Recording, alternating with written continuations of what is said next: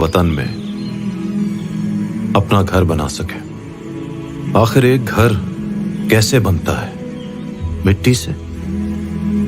पत्थर से? नहीं, माँ हमेशा कहती थी घर घर वालों से बनता है। मेहनत से, मोहब्बत से, कुर्बानी से, लगन से और बड़ों की दुआओं से। मेरे साथ भी मेरे वालिदैन की दुआएं और साथ ही रोशन अपना घर की खास सहूलतें। बैरून मुल्क पाकिस्तानी अब दुनिया भर में कहीं से भी अपने रोशन डिजिटल अकाउंट के जरिए पाकिस्तान में अपना घर खरीद या पुरकशिश रेट्स पर फाइनेंस करवा सकते हैं। अपनी पसंदीदा प्रॉपर्टी खुद सिलेक्ट करें या बैंकों के प्री अप्रूव्ड प्रोजेक्ट्स में से चुनें। और सबसे बढ़कर ये कि अपना लगाया हुआ सरमाया जब चाहें वापस ले जाएं। रोशन अपना घर से अब आप भी अपनों के लिए सूद से पाक फाइनेंसिंग से घर हासिल करें। रोशन डिजिटल अकाउंट पे मजीद मालूमात के लिए आज ही स्टेट बैंक ऑफ पाकिस्तान की वेबसाइट मुलाहिजा करें। रोशन डिजिटल अकाउंट। दूर रह कर भी पास।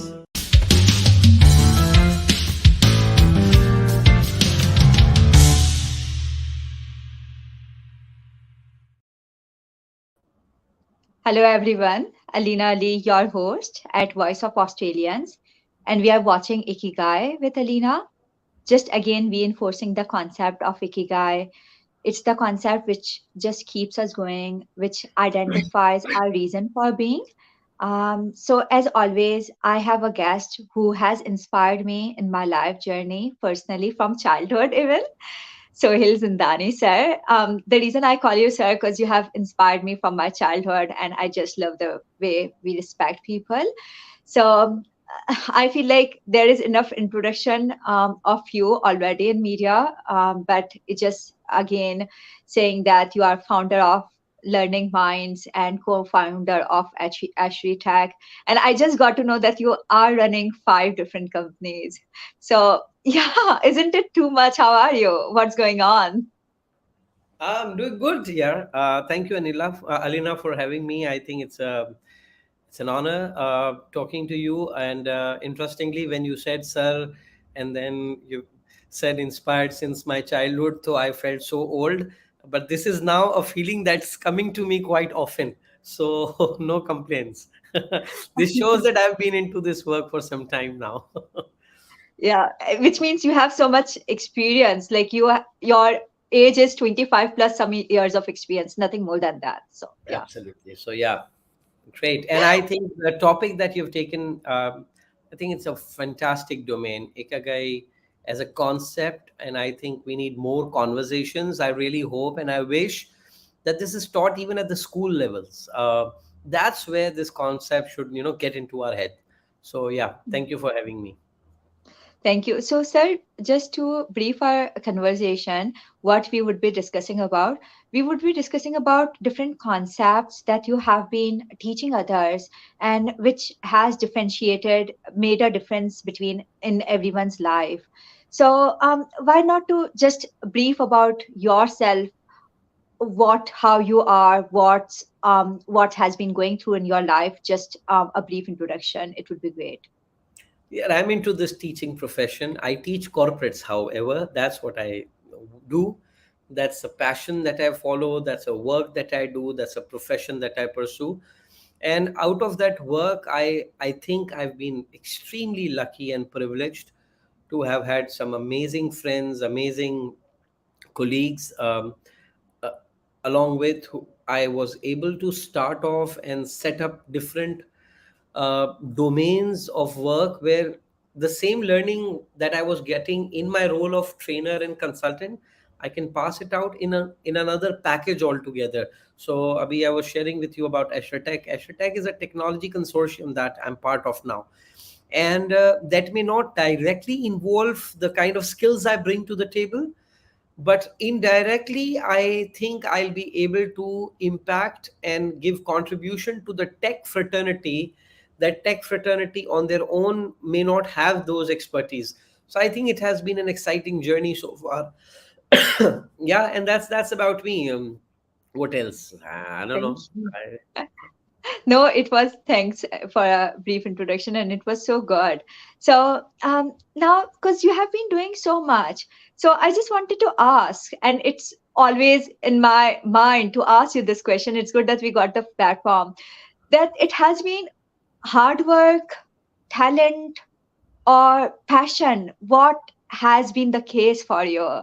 Like, you have reached wherever you want to go, hopefully. You have reached that height already.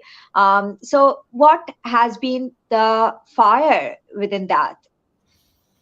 um, so Alina, if you would have asked me this question, say 4 years back, I would have had a different answer. Today, I'll have a different answer, and I'm not sure if my answer would not change in next few years. And I think that's the beauty of human brain. We should evolve in our perspectives. In fact, to be honest, I'm scared of those people whose perspective never change. I think this is height of arrogance. Uh, I was a big loudmouth supporter of passion, but over the years I've learned a very important lesson, and that is consistently showing up. This show that you've started, you know how this show will be perhaps one of the most watched shows in the world if you keep showing up consistently, if you keep doing it, the hustle every day, if you make sure every time you come and have these conversations you ask better questions, if you make sure that your backend support produces content and helps you develop content and conversations which people would like to listen to, and for that you continue consistent continuation of effort of trying to understand what your listeners want to listen. So the catch over here is consistency. However, somehow, all these conversations of hard work, smart work, this has taken away the beauty of showing up.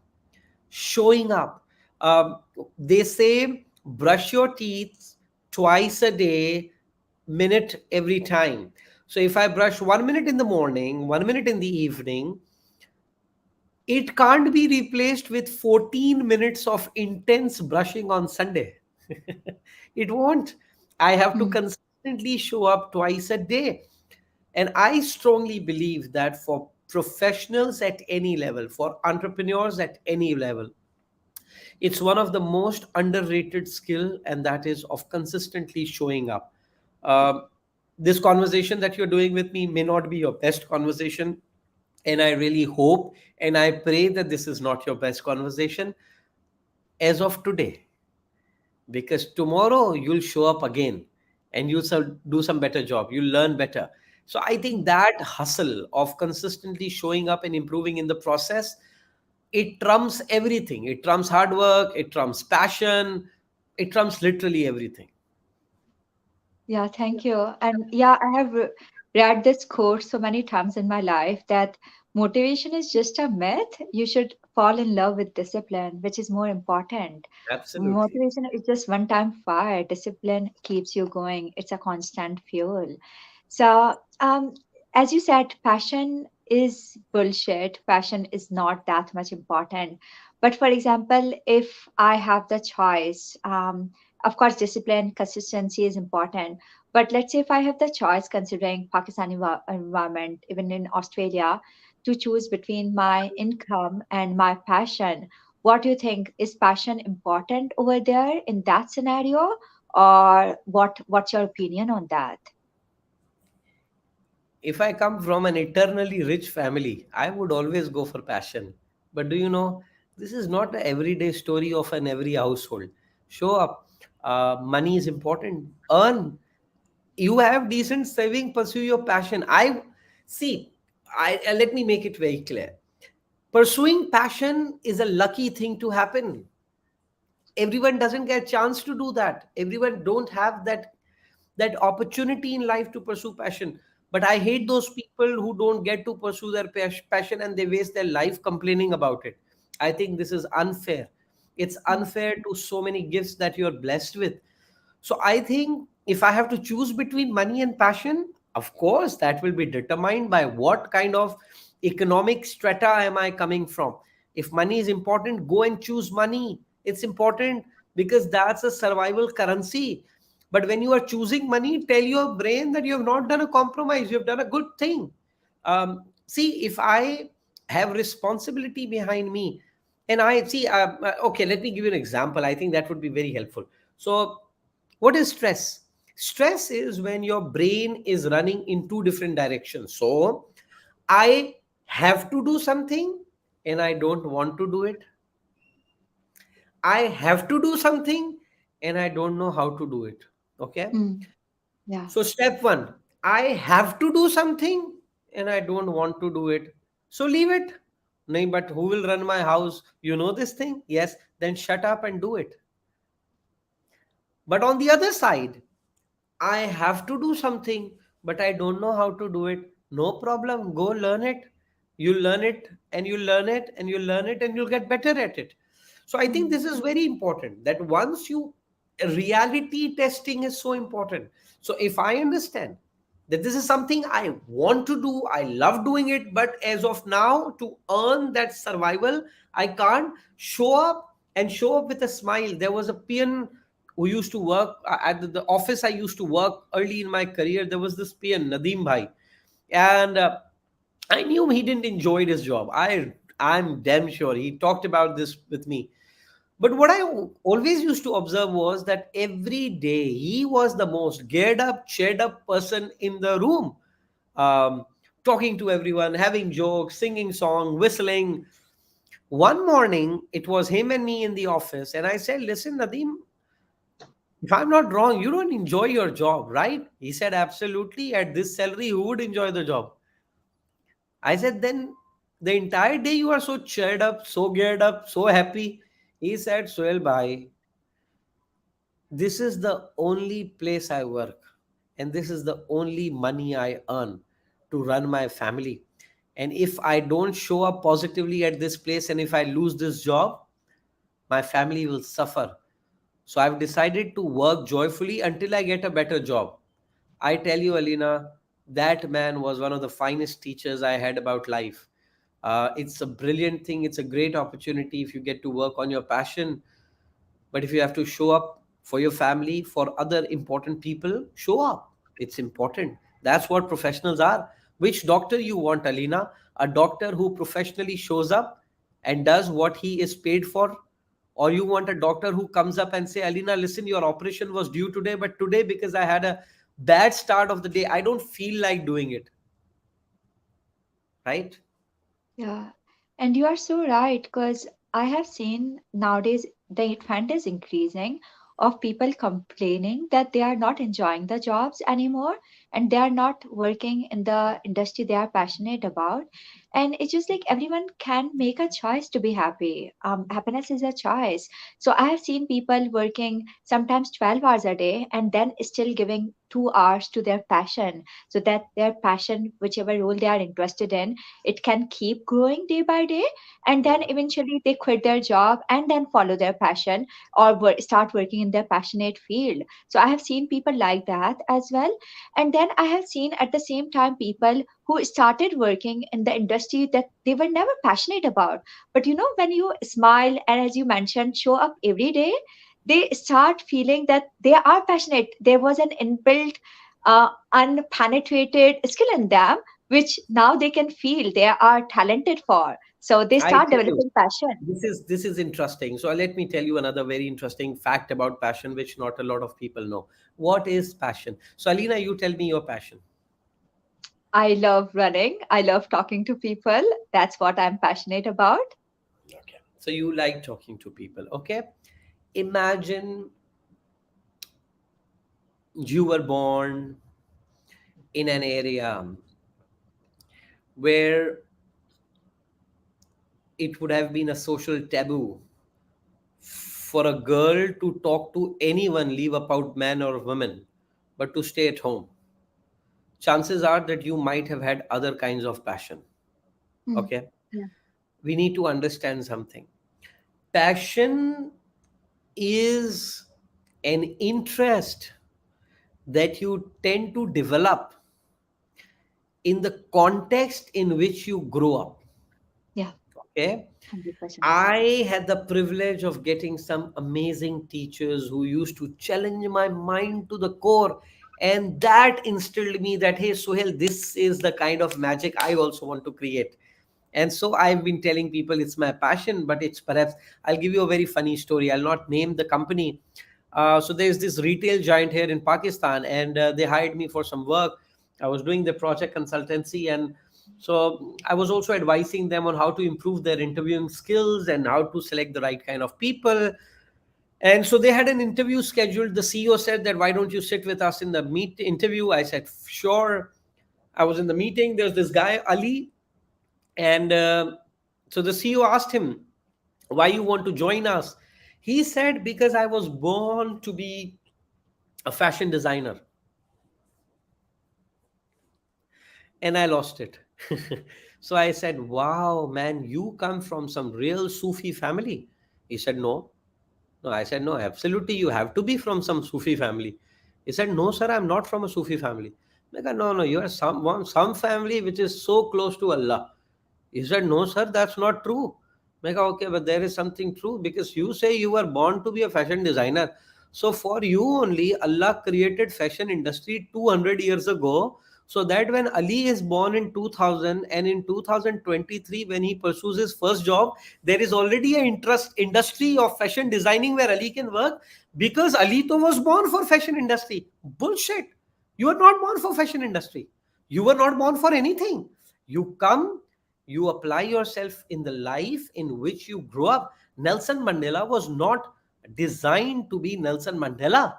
Nelson Hmm. Mandela would have become a fantastic boxer, but when he came in the context, in the area where he grew up, to the need that he identified, and then for the need he showed up, that made him Nelson Mandela. Now you and I can think that was his passion. Keep thinking. But for me, it was he showed up for. So I tell you, there are three kind of people. There are people who don't enjoy what they do. I think they're idiots. Hmm. There are people who get to do what they love to do. I think they are blessed. But then there are people who do what is required to be done. I think these are the people who change the world. Hmm. You are so right, and I could totally relate to it. The reason, because I still remember I did marketing in Pakistan and I was working in marketing sector. And when I came over here, of course, there was not much scope in marketing and not good money. And of course, I had to survive. I have to do anything. So I was started working in sales. And it was a taboo in Pakistan to work in sales. So I started working in sales over here, and I don't know when it developed a passion within me.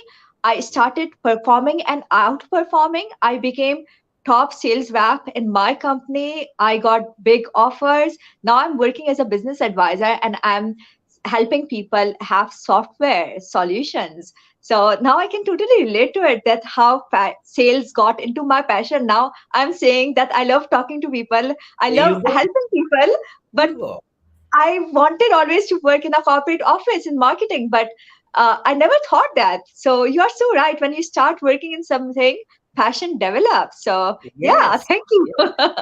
Passion is a consequence of the environment in which we grow up, and we tend to have a certain love affair with something. But it only proves when we apply ourselves to that, right? Yeah, So, yeah, yeah, that's how it is. Absolutely. of course.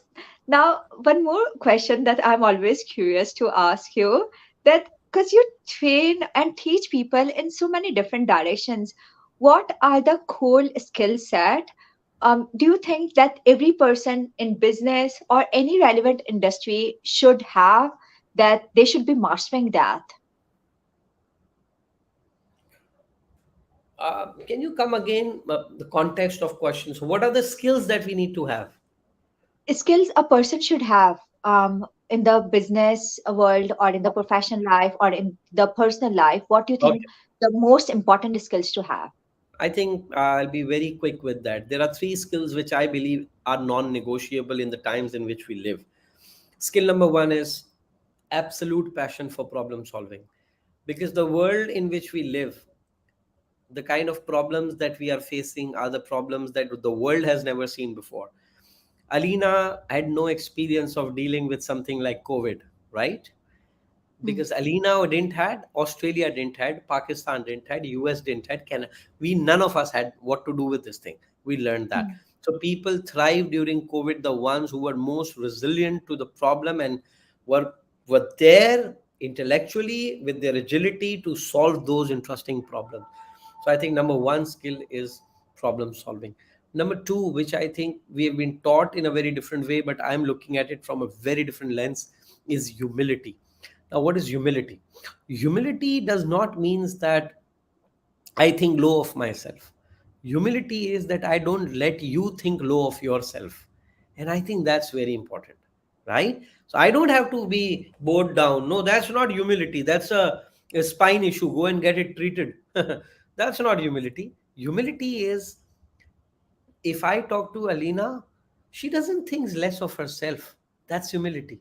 And I think we need this because it's stress literally everywhere around us. And I think with little bit of humility and compassion, we can bring so much of joy around us. And third, I think this is one of the skills that I've been talking in a very different tangent again, is leadership. And when I say leadership, my definition of leadership is showing up when you are needed. That's what leaders are. Leaders are not designated, leaders are not political leaders, leaders are not corporate leaders. Leaders are people who show up when it's necessary, who show up when there is a need, who show up when there's a problem. And I think these three skills are extremely important no matter what profession, what business you are in. thank you so much. So, considering leadership, and I have been asked this question so many times as well. As a business student, I can never answer this. So, I just wanted to ask regarding if, for example, if I am starting, and so many people are nowadays thinking to start their own business. So, if I want to start my own business, what do you think, what how would able to select my own niche, and how to market, because the competition is increasing day by day, and everywhere everyone is marketing everything. So how would you differentiate yourself in the competitive market? I first need to give you a reference. Give me a minute. Sure. So this is where we should begin our process with. This is a person that I think everyone in this world should read if you aspire to do business. This is marketing by none other than Seth Godin, genius of our time. Wait, I'm So just making a note because I would be reading this as well, so here you go. This is marketing by Seth thank Godin. you. I Yep. love this guy, and I don't know if I can zoom him or yeah. So I really hope then when I grow old, I look like him. So on the bald part, I'm there. Rest, absolute intelligence. I'm not sure if I can match that in this lifetime. But this man has been one of the biggest influence in my life. And to answer your question, I'm gonna refer to Seth Godin. First thing that Seth Godin says is identifying your smallest viable audience. You, Alina, doesn't need to sell it to the world. Please try to understand. You don't need to sell to the world. You have to identify 10 people who will buy what you want to sell, and those 10 people are willing to tell another 10 people individually about what they bought from you. If you are able to start this cycle, any business can be done. And I'm telling you, I have practically applied this in my life. Paid marketing, paid promotion is the most stupid thing that Google wants you to do because that serves them. But uh, but creating products that people talk about, when was the last time you saw a Twitter ad? You didn't saw a Twitter ad because you started using Twitter because your friend was using Twitter and your friend said, hey, be on Twitter. That's the world we are living in. We live in a world of stories. For an entrepreneur, I think these are two very important questions. Question number one, what problem are you solving? Question number two, what change you want to bring? If you don't have a problem to solve and there is no change you are trying to bring, keep doing business. That's being profit center opportunist, fantastic, keep doing it. But an entrepreneur is someone who's trying to solve a problem and make change happen. And I think so. If Alina wants to start something, or any one of our listeners want to start something, question number one, which you need to understand. Do you have 10 people to sell to? 10 people. I'm not saying 1,000. 10 people. And the quality of those 10 people should be that once they buy from you, use your product, use your service, will they tell to 10 individual people about that? If they are able to do it, you are in business. Congratulations. Nobody is in mass business. You are not selling coke. Coke is done and is taken. You can't sell coke anymore.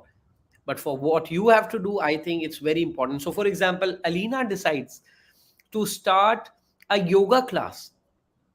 How about this yoga class, Alina, that you make an ad and you say, I'm going to teach yoga to young girls aged 6 to 9 living in this part of Australia.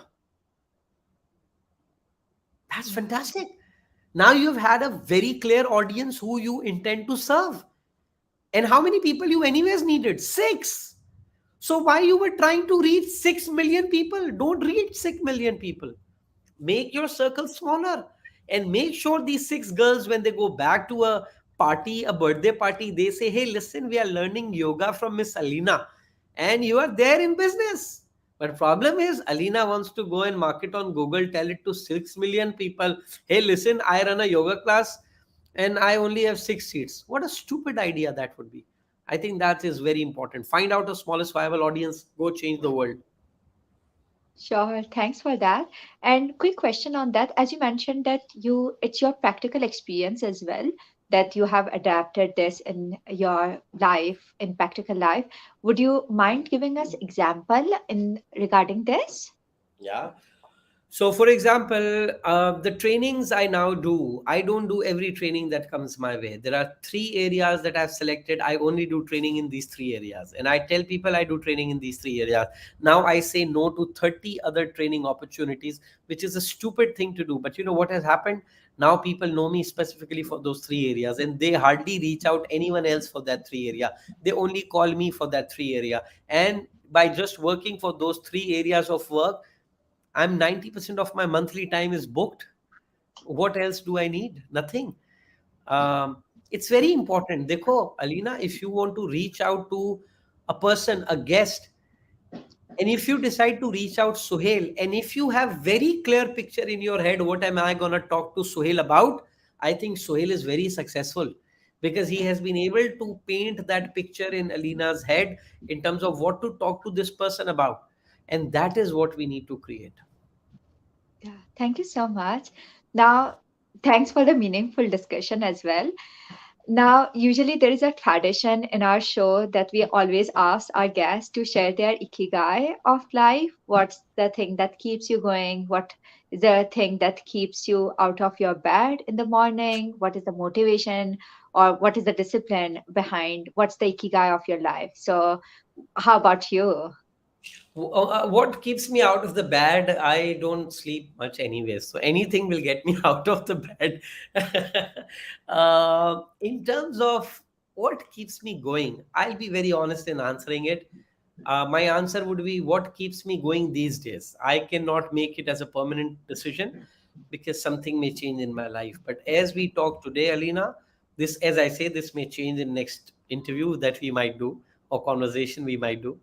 But as of today, I think I want to get up from my bed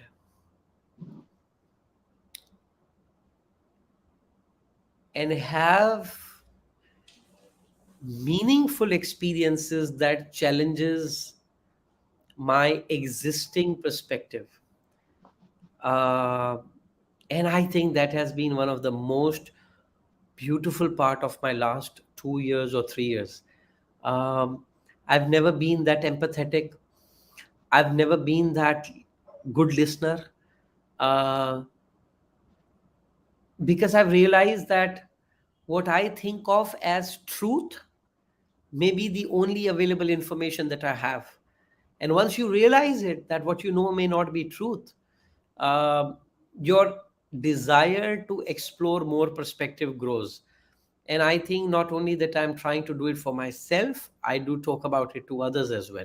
And I think this is something that is keeping me going. I've been trying new things. In very recent podcast I did with a great friend Asad, he asked me that any regret in my life. I said yes. For most part of my life, I have been passion screwed. I was so satisfied that I'm pursuing my passion and this is the only thing I want to do. I think I was wrong. I was not offering myself to the universe. I was not offering myself to so many other opportunities that were coming up. And I think last few years I've been a different person. I've been open to things. I've been open to ideas. I've been open to possibilities. I've been open to go wrong and to fail. And I think that is completely changing me as a person. That's so different, Ikigai, I have heard, because I have been doing this show from last 1.5 year.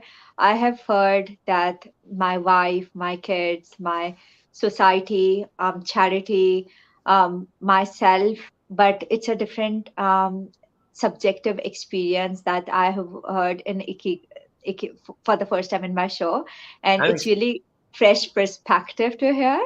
yeah. So yeah, thank you for sharing that, and thanks for giving time. And just one message if you want to give to the youth of today, other than the messages that you have given. I think my message to youth or to anyone would be, have you seen anyone who's dead, 99% dead? No. You always see people who are 100% dead. My question is, are you 100% alive?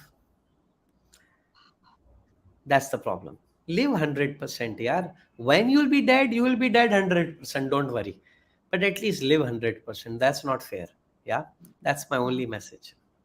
Thank you so much, Sohail sir, and thank you, and have a good afternoon. Thank you for giving time. Thank God you. bless you. Thank you. Bye. Thank you.